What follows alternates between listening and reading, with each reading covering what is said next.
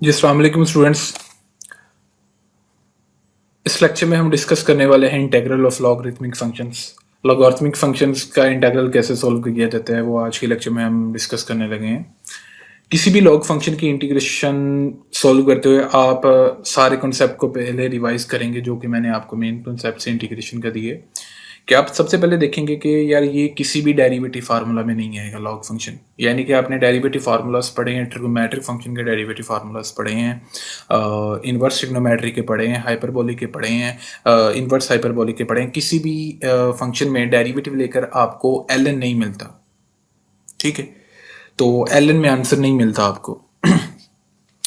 तो log function किसी भी फंक्शन के डेरिवेटिव फार्मूला में नहीं आती। एक चीज तो क्लियर हो गई है। अब दूसरी चीज पे आ जाते हैं। उसके बाद जो बेसिक चीज हमने इंटीग्रेशन की पढ़ी थी, इसके दो रूल्स पढ़े थे, रूल 1 और रूल 2, जो कि हर लेक्चर में हर फंक्शन की इंटीग्रेशन में यूज हो रहे हैं, चाहे वो अलजेब्रिक की हो, चाहे वो ट्रिग्नोमेट्रिक की हो, चाहे वो एक्सपोनेंशियल की हो, वहां पे यूज हो रहा है उनका, ठीक है। तो अगर इंटीग्रल में सिर्फ लॉग फंक्शन ही हो ना, तो एक ही लॉग फंक्शन है, यानी कि आपके पास इंटीग्रेशन अगर आपको कह दिया जाए कि यार सोल्व करें ln x की इंटीग्रेशन, ठीक है। आपका जो कोर्स है उसमें बेसिकली नेचुरल लॉ की ही इंटीग्रेशन कही गई है। अगर कॉमन लॉ की इंटीग्रेशन होती तो मैं ज़रूर आपको इसके बारे में बताता हूँ, वो एक अलग डिस्कशन हो जानी थी। तो आपके क्वेश्चंस में जितने भी आप चेक कर लीजिएगा अपनी एक्सरसाइज में, आपके क्वेश्चंस में जितने भी फंक्शंस हैं लॉग फंक्शन, वो नेचुरल लॉग फंक्शन है, तो हम नेचुरल लॉ की इंटीग्रेशन डिस्कस करेंगे। तो एक मिसाल है कि एक ही लॉग फंक्शन आपको दिया है, उसका इंटीग्रल आपने सोल्व करना है। तो यहाँ पे भाई रूल 1 और रूल 2 नहीं लगेगा, क्योंकि आपको पता है रूल 1 और रूल 2 में दो चीजें होती हैं, एक होता है फंक्शन और दूसरा होता है डेरिवेटिव। अगर आप इसको फंक्शन मान लेते हैं ln x, ये पूरा आपका फंक्शन है, x अलग फंक्शन नहीं है, ln और ये जो x है इसके पार में पड़ा है, इसका एक्सपोनेंट है। कह लें कि ये जो x है ln इस नेचुरल लॉग का एक्सपोनेंट है, ये जो एक ही चीज है।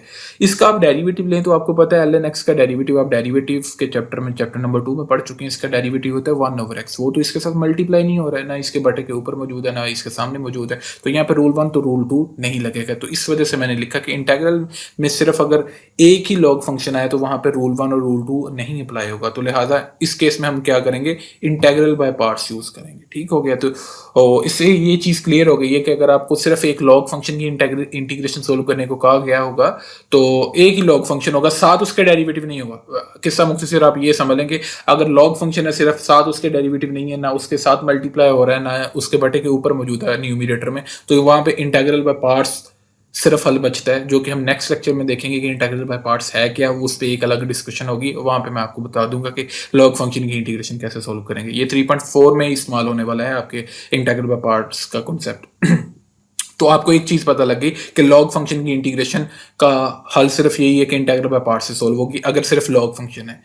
तो अगर ऐसे हो जाए कि लॉग फंक्शन है, अगर लॉग फंक्शन के साथ इंटीग्रल में उनका डेरिवेटिव भी होगा, यानी कि एक एग्जांपल आपके पास पड़ी है, ln x लॉग फंक्शन है, साथ उसके डेरिवेटिव उसके साथ मल्टीप्लाई हो रहा है, तो यहां पे रूल 1 और रूल 2 लग सकता है। यहां पे इंटीग्रल बाय पार्ट्स लगाने की जरूरत नहीं है, बाकी कोई सब्स्टिट्यूशन नहीं लगेगी। वो जो आप कहते हैं कि भाई वो ट्रिग्नोमेट्रिक सब्स्टिट्यूशन से मुराद वो फंडामेंटल आइडेंटिटीज जितनी भी है, ट्रिग्नोमेट्रिक आइडेंटिटीज ये फार्मूला, वो सिर्फ ट्रिग्नोमेट्रिक फंक्शन के लिए है। वो तो ऑब्वियस है कि हर स्टूडेंट को ये चीज तो इतना तो माइंड होगा कि वो जो आइडेंटिटीज जितनी भी वो सिर्फ ट्रिग्नोमेट्रिक के लिए, यहाँ पे लॉ के केस में उनका कोई अमल दखल नहीं है। तो यहाँ पे सब्स्टिट्यूशन यही लग सकती है कि इसको थर्ड वेरिएबल के इक्वल लेट कर दें, क्वेश्चन को थोड़ा लेंथी करने के लिए या एक्सटेंडेड को आंसर करने के लिए, तो वरना आप डायरेक्ट भी इसको सोल्व कर सकते हैं। तो लास्ट पॉइंट हमारा ये था कि अगर लॉग फंक्शन के साथ इंटीग्रल में लॉग का डेरिवेटिव भी हो, यानी कि ln x लॉग फंक्शन है, साथ इसका डेरिवेटिव भी मल्टीप्लाई हो रहा है, तो यहाँ पे रूल 1 या रूल 2 लगा सकते हैं।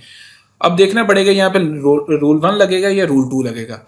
ये देखें, अगर तो फंक्शन के डेरिवेटिव के साथ मल्टीप्लाई हो रहा है, फ्रैक्शन का कोई केस नहीं है, फंक्शन ये है भाई, फंक्शन ये, आप यहाँ पे ना कह दीजिएगा कि ये फ्रैक्शन है भाई, नहीं, ये जो फंक्शन है साथ उसके मल्टीप्लाई हो रहा है, तो यहाँ पे तो सिंपली लगेगा रूल 1। अगर ऐसे होता कि बटे में होता है ln x पड़ा और साथ ऊपर पड़ा होता 1/x, इसका मतलब है कि फंक्शन का डेरिवेटिव बटे के ऊपर पड़ा है 1/x, तो इस केस में आप इंटीग्रल सोल्व करते हुए रूल 2 लगाते हैं। ये जो मैं अभी लिख रहा हूं, ये x है जी, मान लें ये x है, ये n नहीं है, ओके, यहाँ पे रूल 2 लगता है। मगर हम एग्जाम्पल सोल्व कर रहे हैं, ये आप क्वेश्चन में देख लेंगे, एक्सरसाइज के क्वेश्चन में भी ये चीज आएगी।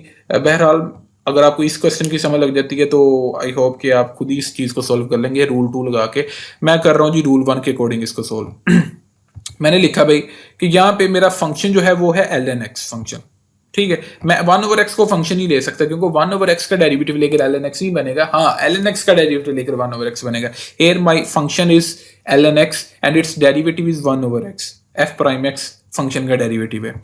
तो यहाँ पे लगा रूल वन के अकॉर्डिंग फंक्शन है उसकी होल पार जितनी मर्जी होती है, यहाँ पे चाहे ln की होल पार 2 भी होती ना तो कोई मसला नहीं होना था। यानी कि अगर मैं 1/2 भी साथ यहाँ पे पार लिख दूं तो रूल वन लगाना है तो रूल वन में 1/2 को मैं कंसिडर ही नहीं करूंगा जब मैं उसका डेरिवेटिव चेक करूंगा ना आगे बन रहा है कि नहीं, ln x का डेरिवेटिव आगे बन रहा है विदाउट कंसिडरिंग पार। रूल वन में मैं बहुत दफा बता चुका हूँ आपको कि हम होल पार को कंसिडर नहीं करते। तो यहाँ पे सिंपल पार फंक्शन है उसकी होल पार जितनी मर्जी उसके साथ उसका डेरिवेटिव मल्टीप्लाई हो रहा है तो इसका मतलब टोटल पार में एक ऐड कर दिया जाएगा और बटे में भी टोटल पार में एक ऐड कर दिया जाएगा। तो ln x की टोटल पार कितनी थी ऑलरेडी जो मौजूद थी वो कोई नहीं लिखी, तो आपको पता जहां कोई ना पार हो वहां पे 1 होती है। तो होल पार टोटल पार कितनी थी 1, उसमें एक ऐड कर दिया गया और डिवीजन में भी एक ऐड कर दिया गया तो ये 2 बन गया, बटे के ऊपर भी और बटे के नीचे भी, मतलब होल पार में भी 2 बन गया और यहाँ पे बटे के नीचे भी 2 बन गया। इस तरह आपके पास ln x multi dot 1/x की इंटीग्रेशन आपके पास सॉल्व हो गई है। इसी क्वेश्चन को आप एक और तरीके से कर सकते हैं, वो है थर्ड वेरिएबल सब्स्टिट्यूशन।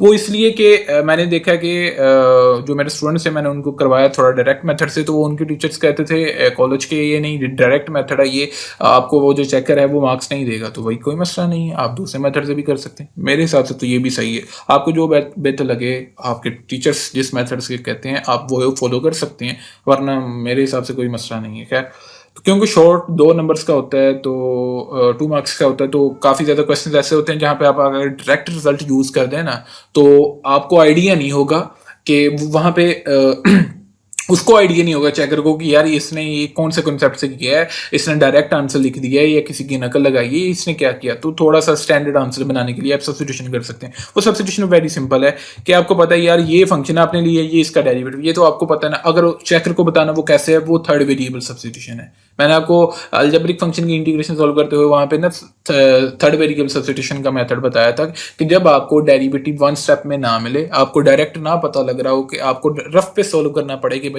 ये फंक्शन है इसका अच्छा डेरिवेटिव सॉल्व करें तो क्या बनता है, मतलब एक स्टेप में डेरिवेटिव आपको नहीं मिला या एक स्टेप में ही आपको इंटीग्रल का रिजल्ट मिलेगा, तो वहां पे आप थर्ड वेरिएबल लेटिंग कर लीजिएगा।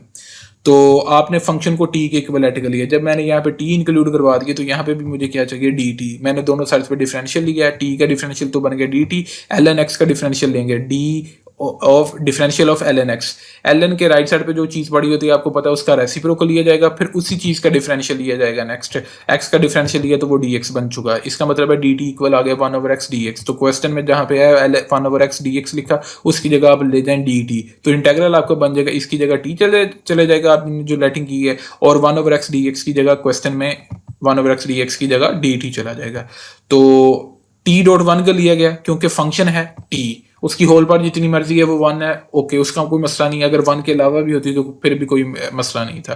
फंक्शन की पार कंसिडर किए बगैर, ये रूल 1 का मैं हिंट दे रहा हूँ कि फंक्शन की होल पार n जितनी मर्जी है उसकी पार कंसिडर किए बगैर डेरिवेटिव अगर मल्टीप्लाई हो रहा हो तो सिंपल t का डेरिवेटिव 1 आएगा। t के हिसाब से अगर डेरिवेटिव लें तो 1 आएगा, तो वो साथ मल्टीप्लाई हो रहा है तो टोटल पार में एक ऐड कर दिया जाएगा और डिवीजन में भी टोटल पार में एक ऐड कर दिया जाएगा।